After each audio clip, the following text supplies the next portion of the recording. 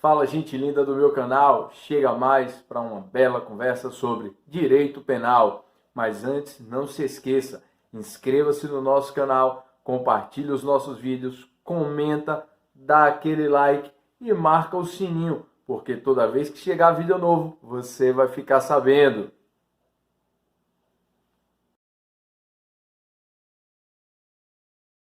Uso de documento falso.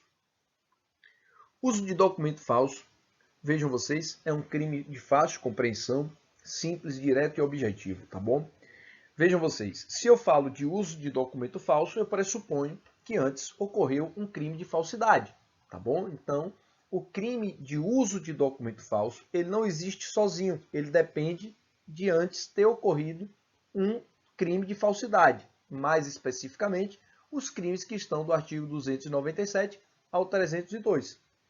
E por isso é importante que você não deixe de assistir os nossos vídeos em que nós tratamos do artigo 297, 98, 99, 300, 301 e 302, que são os crimes de falsidade de documento público, falsidade de documento particular, falsidade ideológica, falso reconhecimento de firma ou letra, falsidade de certidão ou atestado e falsidade de atestado médico. O produto destes crimes, o resultado destes crimes, melhor dizendo, produto pode gerar uma outra discussão, mas o resultado desses crimes, que é o documento com a falsidade ou o documento falsificado, depois ele é utilizado. Eu estou punindo agora esse depois. Então, o uso de documento ele não existe sozinho, ele depende de um outro crime antes. Por isso a doutrina diz que aqui nós temos um crime acessório ou um crime parasitário, tá bom? A doutrina é mais direta, é mais precisa ainda para dizer que, além disso, nós temos um crime remetido. Porque no tipo penal, o legislador ele remete aos artigos 297 e 302. Olha aqui, ó, o crime de uso de documento falso é definido assim: fazer uso de qualquer dos papéis, vamos grifar a conduta, de qualquer dos papéis, veja o objeto material, falsificados ou alterados, a que se referem os artigos 297 a 302. Vejam, é um crime remetido. Ele remete ao artigo 297 e 302, a 302. Perceberam? Então, a doutrina diz que aqui nós temos um crime acessório e também um crime remetido. Tá bom? É importante também dizer, analisando a conduta típica, quando se fala em fazer uso é empregar, é de fato utilizar, tá bom? É manejar o documento de maneira útil, tá bom? De modo que simplesmente portar o documento, simplesmente possuir o documento, guardar o documento, não configura o crime de uso de documento falso. Observa bem os dois casos que eu vou trazer para você.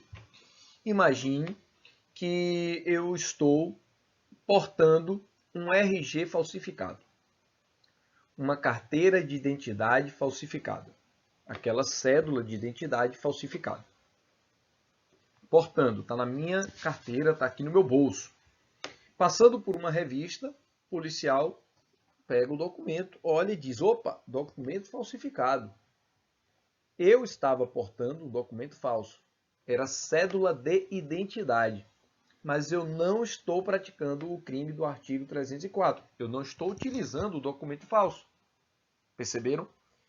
É diferente se o policial diz: cadê a sua identificação? E eu puxo do meu bolso e apresento a cédula de identidade falsificada. Aí eu estou usando o documento falso. E estarei em curso no artigo 304. Mas se o documento está no meu bolso e numa revista ele tira e verifica, não há crime porque eu não utilizei, eu só estava portando. Essa é a regra. Uma outra questão curiosa, interessante que tem surgido é: imagine que alguém tem um mandado de prisão aí, mandado com D, tá bom? Ó, não confunde, que às vezes a gente fala, a pronúncia fica um pouco ruim. Mandado com D, mandato com T, mandato é do político, é do prefeito, do presidente, do deputado, tá bom? Do vereador. mandado com D de prisão, um mandado com D de prisão, de repente chega lá e aí aponta para Joãozinho. Joãozinho sabe, está com medo de ser preso, tem um documento falso, ele diz, não sou Joãozinho não, eu sou Antônio e apresenta um documento falso. E aí, meus amigos? Ele pode alegar o princípio da autodefesa, porque eu estava para me defender, para fugir da prisão, eu apresentei um documento falso. Isso vai afastar a incidência do crime do artigo 304? Resposta, não. Tá bom? O princípio da autodefesa não serve, não será suficiente para afastar a existência do artigo 304. Ou seja, o agente responderá pelo crime de uso de documento falso, tá bom? Fica atento para isso.